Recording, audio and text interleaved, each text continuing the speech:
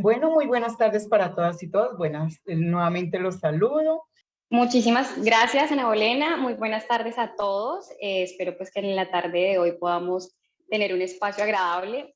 No sé si Ana pudiste ver el mensajito que te envié. Es que les cuento, perdónenme, estoy teniendo problemas con la red, no pude conectarme desde el computador, me tocó conectarme desde el celular, que fue como la opción más rápida. Entonces no sé si de pronto tú pudieras ayudarme compartiendo la presentación para que soy, como lo mencionaba Ana, psicóloga, sexóloga paliativista, hago parte de la Junta Directiva de la Asociación Colombiana de Salud Sexual y si bien hago parte del equipo de la Junta, todo lo que mencione yo el día de hoy hace parte directamente solo de Xiomara Hernández. Voy a ir haciendo como la presentación muy general de las cosas que vamos a ir hablando el día de hoy, que creo que es un tema bastante significativo e importante del cual muchas personas desconocen, pero que es de mucho valor para todos nosotros los seres humanos. El ideal es que si ustedes van teniendo preguntas, la invitación es hagan todas las preguntas que tengan. Si les da pena que aparezca en el chat, los invito a que lo envíen en privado. Si es alguna pregunta con la que de pronto no se sienten cómodos porque los demás los vean a ustedes mismos preguntando, la idea es que pregunten y hacia el final estaremos respondiendo como todas las preguntas. Entonces, el tema de la tarde del día de hoy es derechos sexuales y reproductivos, que son míos, tuyos y nuestros. Entonces, siguiente, por favor. Me gusta empezar a mí el tema de derechos sexuales y reproductivos hablando de lo que es sexualidad. Y siempre, siempre, siempre, siempre me tomo el atrevimiento de hacer una lectura textual de la definición que hace la Organización Mundial de la Salud en 2002 sobre lo que es la sexualidad. Y dice, aspecto central del ser humano a lo largo de la vida y abarca el sexo, las identidades y roles de género, la orientación sexual, el erotismo, el placer, la intimidad y la reproducción. La sexualidad se experimenta y se expresa en pensamientos, fantasías, deseos, creencias, actitudes, valores, comportamientos, prácticas, roles y relaciones. Aunque la sexualidad puede incluir todas estas dimensiones, no siempre se experimentan o se expresan todas ellas, y está influenciada por la interacción de factores biológicos, psicológicos, sociales, económicos, políticos, culturales, éticos, jurídicos, históricos, religiosos y espirituales. Entonces, ¿por qué me gusta tomar esta definición? Y es porque todos habitualmente cuando pensamos en sexualidad solemos pensar en el coito, es decir, en la acción específica sexual entre dos personas, habitualmente hombre-mujer. Entonces, ¿qué ocurre? Tengamos en cuenta que es un panorama muchísimo, muchísimo más amplio, que compete muchas más áreas y que debido a esta amplitud es que necesitamos conocer qué es lo que abarca. Cuando hablamos de los derechos sexuales, habitualmente yo le pregunto a las personas, ve, ¿conoces los derechos sexuales? Y la gente me suele decir, no, ni idea de qué me estás hablando. No sé eso qué es, a qué hace referencia. La mayoría de las personas desconocemos en algún punto de nuestra vida lo que son los derechos sexuales. Si por el contrario yo le preguntaba a las personas sobre los derechos humanos, puede que no me los reciten en orden ni nada por el estilo, pero la gente sí sabe, alguna vez ha escuchado de los derechos humanos y el conocimiento que tienen de los derechos humanos es lo que les hace decir, oiga, alguien está vulnerando mis derechos. Entonces, cuando no conocemos nuestros derechos sexuales, pues estamos permitiendo que se abra una brecha gigante que da pie para poder permitir a otros vulnerar esos derechos y que incluso sin darnos cuenta nosotros mismos también podríamos llegar a vulnerarlos. Entonces, arrancaré mencionando los derechos sexuales que fueron declarados por la Organización Mundial la Organización Mundial de la Salud Sexual en el 2014 fueron reafirmados. Estos se declararon hace 25 años en Valencia, España, y se reafirmaron en el 2014, donde básicamente nos están diciendo que están fundamentados en los derechos humanos. Y precisamente por eso es que es habitual escuchar a colegas mencionar que los derechos sexuales son los derechos más humanos, porque nos competen a absolutamente todos. Teniendo en cuenta que la sexualidad es algo que nace con nosotros en el momento de nuestro nacimiento y finaliza en el momento en que nuestra vida termina. Y es por esto que todos nuestros derechos son, ¿me lo devuelves un poquito por favor? Al anterior, gracias. Todos nuestros derechos son susceptibles de prevención, promoción y vulneración a lo largo de toda nuestra vida. Entonces, ¿qué pasa con esto? Cuando hablamos de estos definidos por la UAS, hablamos de el primero de ellos y es el derecho a la igualdad y a la no discriminación. Es decir, toda persona tiene la capacidad de disfrutar sus derechos sexuales sin distinción alguna de raza, sexo, idioma, religión, orientación de género, política ni cualquier otro aspecto nacional o civil, sino que tiene derecho a que se le mantenga el respeto de estos derechos. El segundo de ellos es el respeto a la vida, la libertad y la seguridad de la persona. Es decir, que tenemos esta libertad y que nuestros derechos deben ser respetados y por ningún motivo o por ninguna razón de tipo de nuestra orientación, nuestro género, nuestra ideología desde lo sexual, se nos atente contra la vida, nuestra libertad y nuestra seguridad. Siguiente, por favor.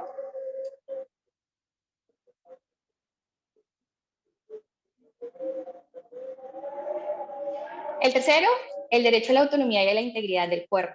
Es decir, que todos tenemos el derecho a controlar y a decir cómo queremos que nuestro cuerpo esté. Tenemos la autonomía para tratar todos los asuntos que están relacionados con nuestro organismo, con nuestro cuerpo, y la forma como nos comportamos, las prácticas que realizamos, las parejas que decidimos tener, el tipo de interrelaciones personales que establecemos con otros.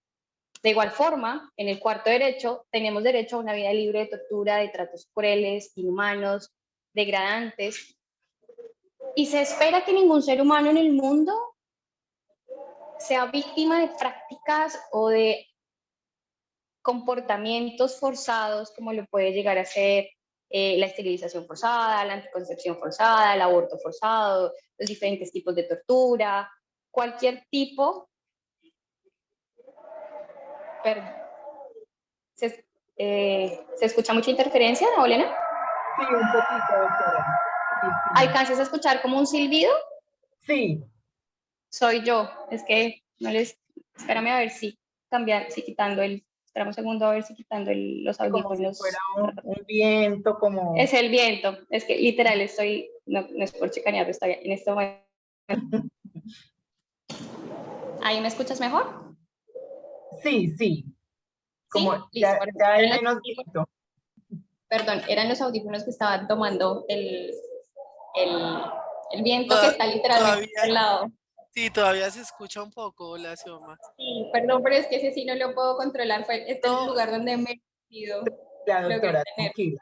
parece un grito de un fantasma. No, mentiras, qué pena meterme a decir eso, pero es que yo estaba asustada hace rato. Yo, ¿qué es eso? ¿Qué es eso? No, ya después pude Estoy discernir que era el en viento. este momento y está venteando un montón. Ay, Doctora, bueno, no. Dale, doctora, sigue, sigue, sigue.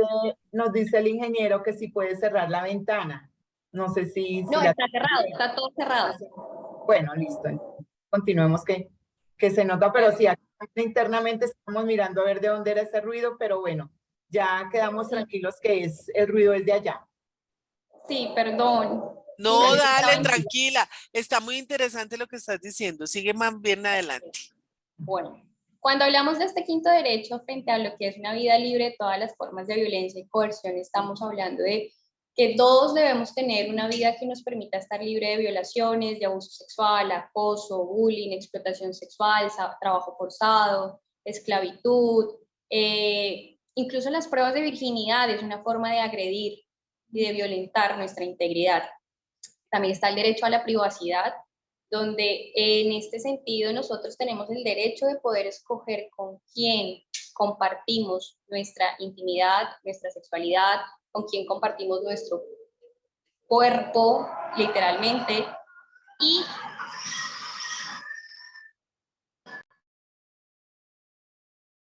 poder establecer relaciones totalmente consensuadas y prácticas donde no se nos lastime, donde no sea de una forma arbitraria lo que nos estemos permitiendo experimentar.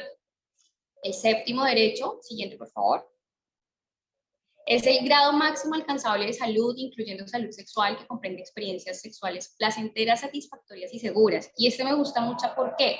Porque fíjense que pareciera que para muchas personas las experiencias o los encuentros desde lo sexual con los demás son incómodas, son algo que nos toca, es obligatorio, si tengo pareja, porque estoy casado, casada, y pensamos que no tenemos derecho a disfrutar, pensamos que no tenemos derecho a sentir placer. y que no debemos estar seguros en estos encuentros. Y por más de que pensamos o creamos que porque nuestra pareja quiere X o Y actividad, tenemos que permitirnos hacer todo lo que él o ella quieran sin ver nuestra seguridad y nuestra integridad. Entonces, este me parece muy, muy, muy relevante porque necesitamos comprender eso, que tenemos derecho a disfrutar. Tenemos también derecho a gozar de adelantos científicos y de los beneficios de esto resulten. Es decir, todo aquello que me permita mejorar esta relación con la sexualidad, todo esto que me permita mejorar mi salud sexual, mis beneficios en relación a todo lo que la ciencia vaya gestionando o vaya avanzando para que pueda yo vivir una sexualidad sana, satisfactoria, placentera y segura. Siguiente, por favor. Tenemos derecho a la información, es decir, a que no se nos niegue toda la información que tenemos que recibir frente a la salud sexual, porque esto va a permitir que nosotros tengamos acceso a este tipo de espacios donde se nos hable abiertamente de la sexualidad, a que no se nos restrinjan. Lastimosamente, en pleno siglo XXI, si bien estamos en el proceso de avanzar mucho en tecnología, por ejemplo, a nivel de educación sexual estamos muy quedados. En tecnología vamos a la velocidad del guepardo, un animal súper rápido, pero en educación sexual vamos como al ritmo del caracol. Todavía nos falta mucho porque hay lugares en el mundo donde está muy restringida la información sobre lo sexual. Devuelven un momento, por favor, el anterior. Y esto nos vincula a este otro derecho que es súper, súper importante, y es a esta educación y de forma integral relacionada con la sexualidad. ¿Y qué pasa? Hoy en día estamos en la era de la información, donde podemos poner cualquier palabra en la red y nos aparece un montón de información, pero no toda esta información que tenemos es una información que es válida o que está bien intencionada. Hoy en día vemos mucho en redes sociales influencers, tiktokers, instagramers, youtubers, hablando de cosas sobre sexualidad que nosotros los sexólogos nos agarramos la cabeza y decimos, por Dios, ¿qué estás diciendo? Y las personas no se dan cuenta del impacto de su voz y de lo que ellos replican en muchos contextos. Por esto la invitación es a que la información en educación sexual que tengamos la obtengamos de personas, de profesionales en el área de la sexología que nos puedan dar mucha información. ¿Y por qué hago énfasis en profesionales del área de la sexología y no en profesionales de la salud? Porque lastimosamente en el gremio de los profesionales de la salud también hay mucho desconocimiento, también hay mucha información que necesitan adquirir los profesionales de la salud y necesitan educarse para poder compartirlo con los demás. Siguiente, por favor. Tenemos derecho a contraer, formar o disolver el matrimonio y otras formas similares de relaciones basadas en la equidad, el pleno y libre consentimiento. Es decir, yo puedo decidir si quiero casarme. No es una obligación. No tengo que. No debería nadie obligarme.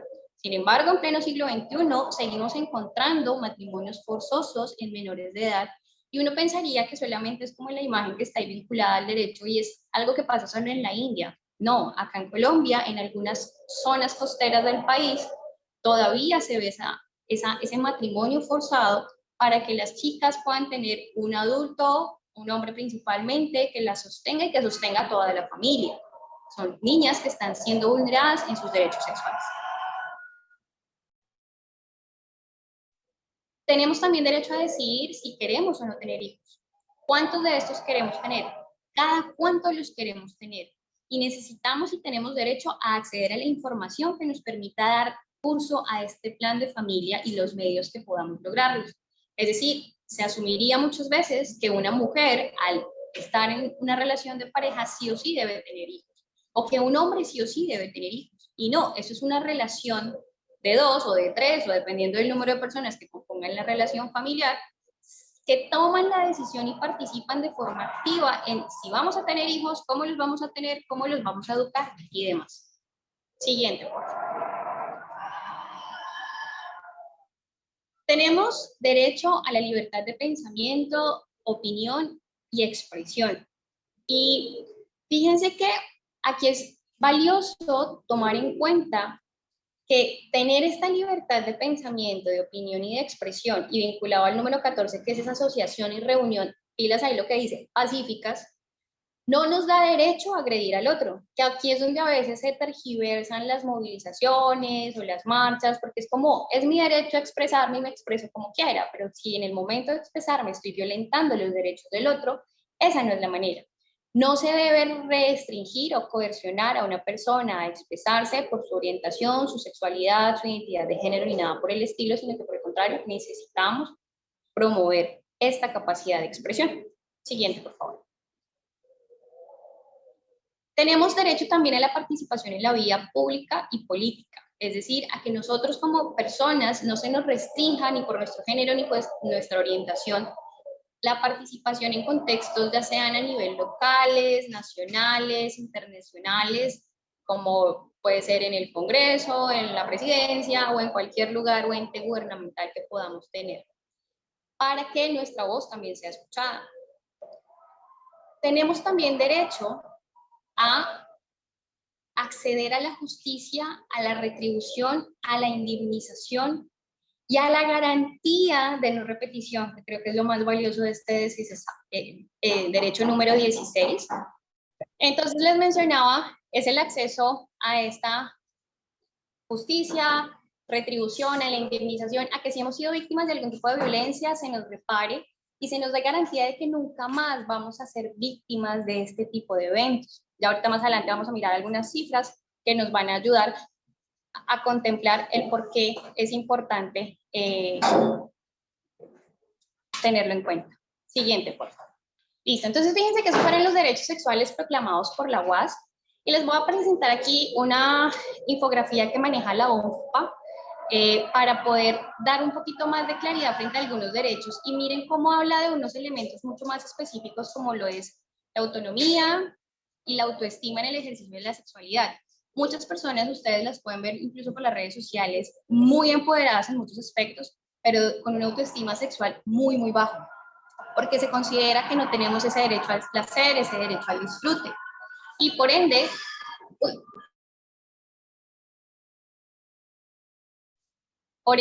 se considera que no tenemos esta capacidad. También tenemos derecho a elegir, perdón que el viento está durísimo ahorita.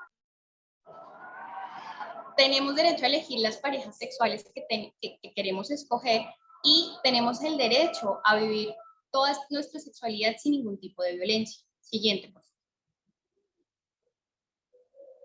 Tenemos derecho a tener relaciones sexuales consensuadas. Y pilas con esto, porque normalmente consideramos que una cosa es el consentimiento y que con eso ya vale.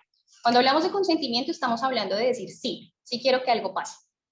Pero no necesariamente que yo dé mi consentimiento significa que yo esté dando un consenso para que algo ocurra y que no sea lo que yo quiero. Es decir, necesitamos diferenciar lo que es el consentimiento, el deseo y el consenso. Consentimiento es decir sí, que pase. Deseo es querer que pase o no pase. Y consensuarlo es acordarlo o negociarlo. Les voy a poner un ejemplo. Una chica de 15 años puede consentir ser abusada sexualmente por su violador con quien vive en casa, no es lo que desea y no consensúa ninguna de sus prácticas. Y me van a decir, Xiomara, ¿qué te pasa? ¿Cómo estás diciendo que una chica de 15 años va a aceptar eso?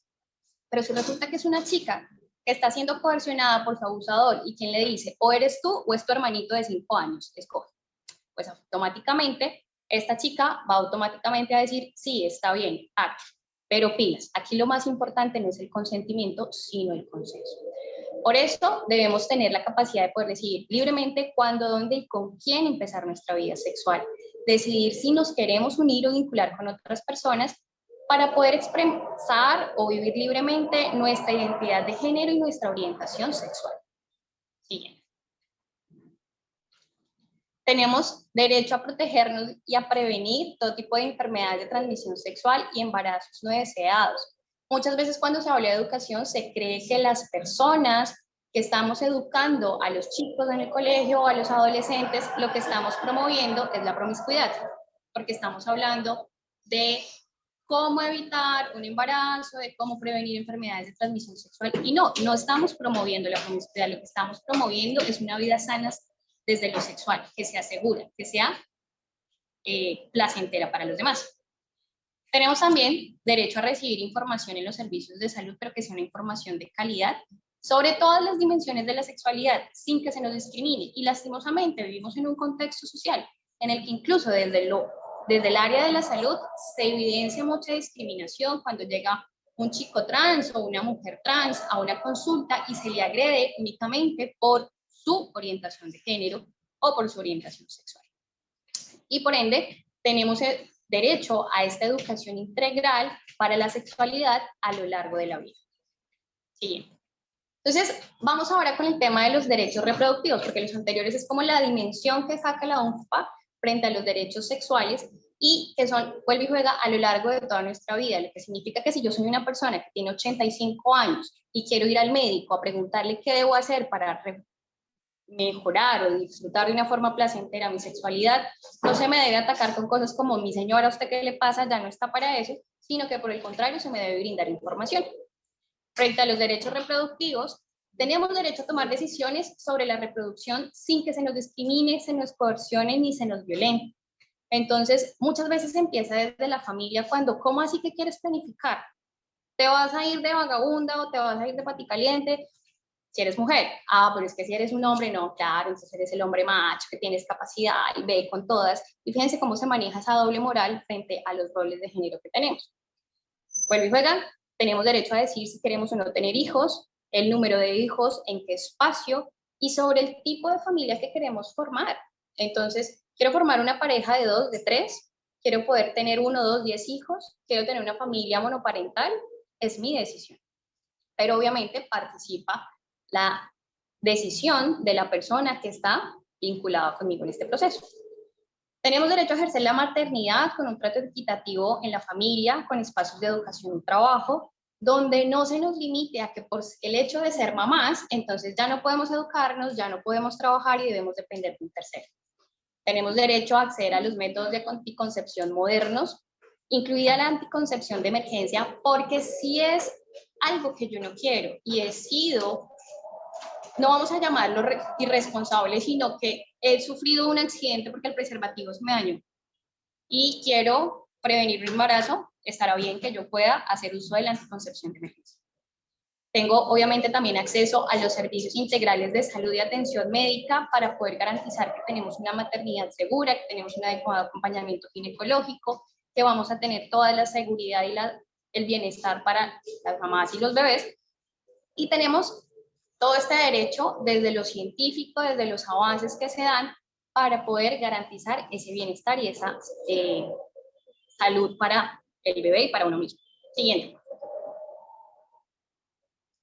Tenemos el derecho a que se nos informe con claridad sobre todas estas decisiones de prevención frente a los embarazos no deseados, frente a la anticoncepción inmediata después de un parto o de un aborto, e incluso tenemos derecho a la interrupción voluntaria del embarazo. Y todos sabemos que esto es un tema pues súper álgido, súper caliente, súper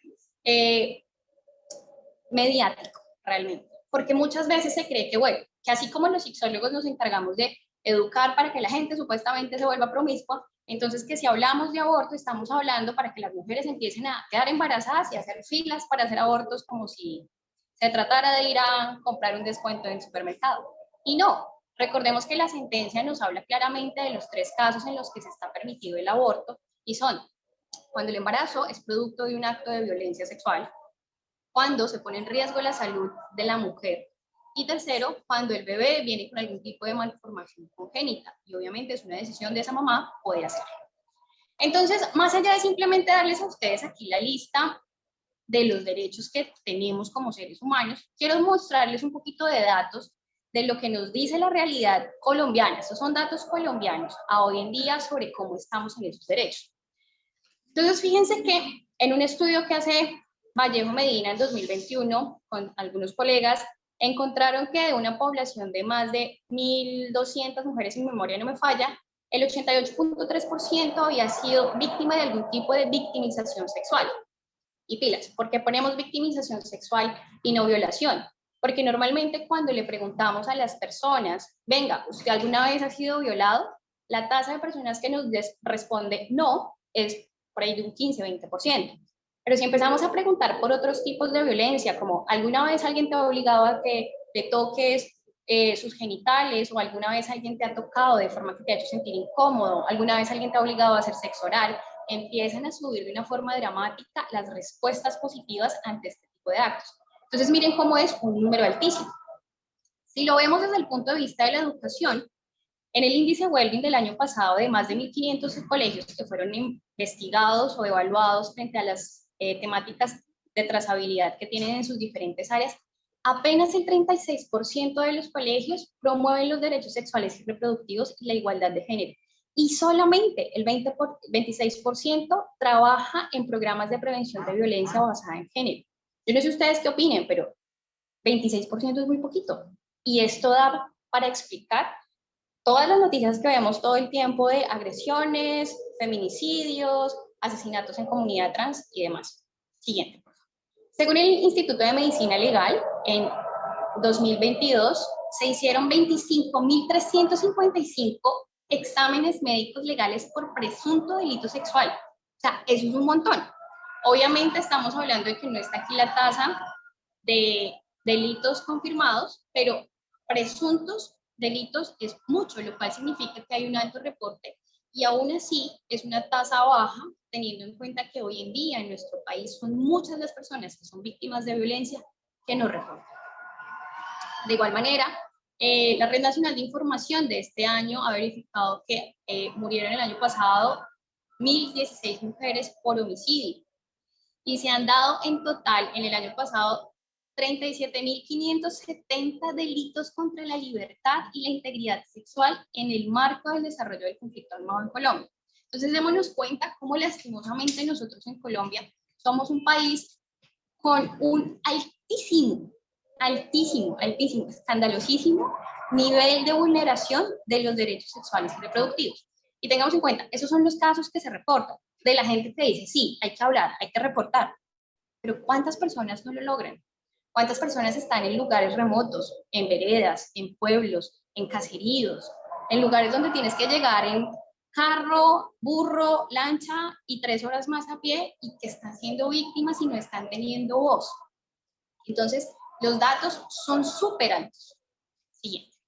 En relación al aborto, en 2020 se tiene una tasa de más de 26.000 abortos clandestinos, es decir, más de 26.000 mujeres que pusieron su vida en riesgo por prácticas abortivas no seguras, es decir, el del garaje, el de la señora que le hizo tomar el agua, prácticas poco seguras, que es lo que se está buscando reducir al momento de legalizar el aborto, en el momento en que las EPS ven en la responsabilidad de acompañar a la mujer que toma la decisión de no tener ese bebé, para que el procedimiento se haga de la forma más segura. Recordemos que entre más temprano se haga, mucho menor es el nivel de consecuencias o riesgos que se pueden llegar a tener.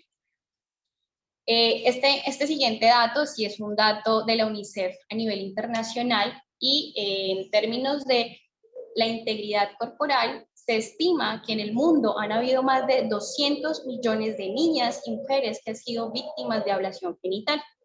Para quienes no saben qué es la ablación genital es la mutilación del clítoris de la mujer. El clítoris, nosotras las mujeres somos benditas y afortunadas porque tenemos el único órgano que tiene como propósito y fin el placer y el disfrute sexual. Y en aras de mantener esta hegemonía patriarcal, dirían algunos, en algunas comunidades se mutila a las mujeres para restringirles dicho placer. Y uno diría, listo, Xiomara, es que eso pasa por allá en el África subsahariana, por allá en el último rincón. No, acá en Colombia también pasa, en algunas comunidades indígenas. Y otro datico interesante, en la investigación de violencias de victimización sexual, se encuentra que en el 87% de los casos, el agresor es una persona conocida, porque uno normalmente cree que el violentador sexual o el agresor sexual es el de la película, en el callejón, que una va corriendo por la calle sola y la cogen y la puestan contra una pared y le hacen de todo. No, la estadística colombiana y la estadística internacional coinciden en que el agresor suele ser alguien conocido. En este caso, el 23,9% es un familiar, El 14.2% es la pareja, porque fíjense que se cree que porque es mi pareja yo debo permitir que haga todo lo que él o ella quiera. Y no, tiene que volver y juega ser consensuada la práctica que estamos realizando. El 17.2% es la expareja y el 41.2% es un conocido, compañero de trabajo, del edificio, el vecino y demás. Entonces, miren cómo esta es una tasa altísima, donde lastimosamente no es que sea contra ustedes, caballeros, sino que es la realidad. Más del 95% de las agresiones o de las violencias de tipo sexual en el mundo la generan hombres. ¿También los hombres son víctimas? Obviamente, sí. La proporción es menor. En este estudio, si mi memoria no me falla, la proporción de hombres abusados con algún tipo de victimización sexual era como alrededor del 30%. Entonces, pues existe, no en la misma cantidad que hacia la mujer, pero existe. Siguiente. Frente a el respeto o el derecho a la vida por nuestra condición de género, nuestra identidad sexual, en el 2015 se estimó, según Colombia Diversa, que hubo más de 110 homicidios bajo un móvil prejuicioso, es decir, porque es gay, porque es lesbiana, porque es un chico trans, porque es una mujer trans, etc. Y entre 2013 y 2022 se estima que más o menos 637 personas fueron víctimas de trata o de explotación de tipo sexual en un rango de más o menos 1021 personas que fueron víctimas como tal de la trata de personas. Devuélvelo, por favor. Gracias. Porque esto es un número bastante alto y muchas veces no creemos, pero la trata de personas con explotación sexual no es solamente la chica o el chico que salen del país y se los llevan, no sé, a Rusia a explotarlos. Aquí dentro de nuestro país también existe un número muy alto de explotación sexual. Y pilas con este otro dato que para muchos podrán decir, no, pero es que son 4.169 nacimientos en Colombia, no es nada. El problema es que son 4.169 nacimientos en el año 2022 en niñas menores de 14 años. Y yo los invito a reflexionar. ¿Será que una niña de 14 años dice, uy, sí, qué rico, yo quiero ser mamá ya? No quiero estudiar, no quiero trabajar, no quiero viajar, no quiero vivir mis sueños? No. Es muy probable que estas 4.169 niñas hayan quedado embarazadas por causa de un abuso sexual.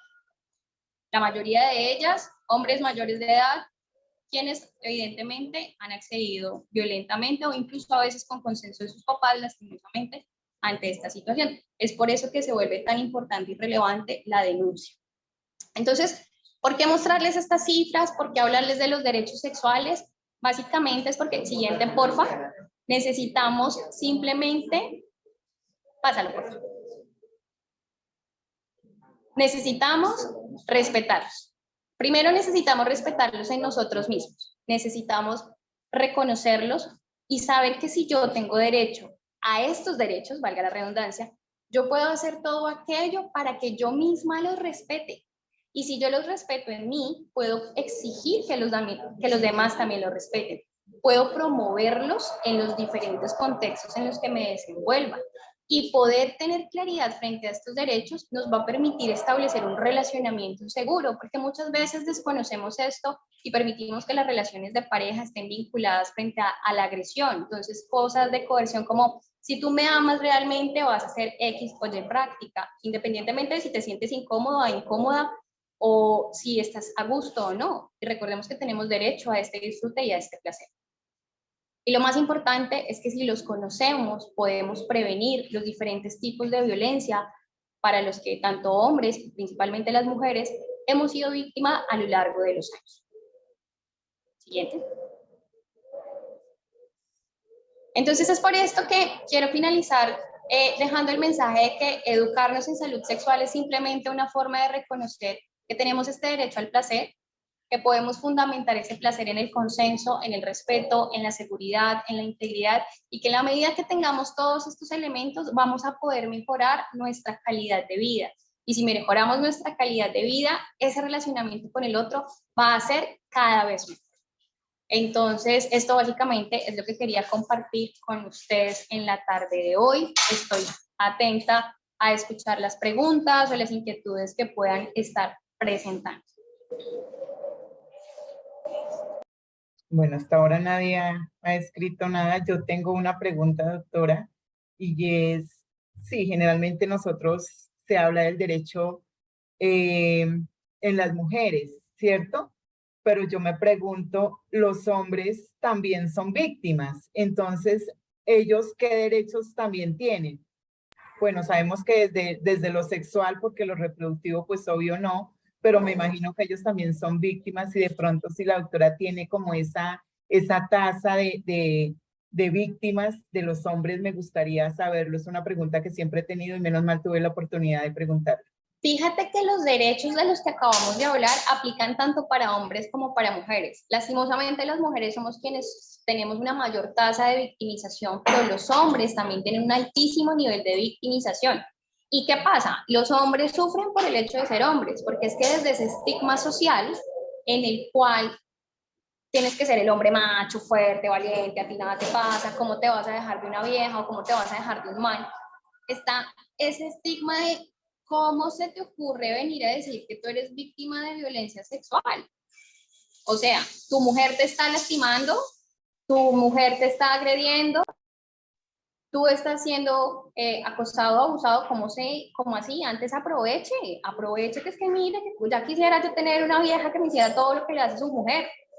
¿No? Entonces los hombres tienen una menor tasa de reporte a causa de este estigma social y a causa de este no poder hablar abiertamente sin el miedo a ser juzgado por sus propios padres, porque es más probable que una mujer le comente a una amiga, pero no es tan probable que los hombres generen este espacio de comunicación abierta desde lo emocional, desde el reconocimiento, desde lo sexual, porque claramente tienen ese temor. Y la invitación es a eso, a que reconozcamos que todo esto aplica para hombres y para mujeres, y que si yo soy una mujer que estoy viendo que un amigo mío, un compañero, un familiar está siendo víctima, pues le puede ayudar a acompañarlo y orientarlo para invitarle a denunciar y a buscar el acompañamiento por parte de un equipo de salud que le permita claramente tener un curso que le ayude a resignificar eso que está viviendo. Muchísimas gracias a todas y a todos y una feliz noche. Gracias.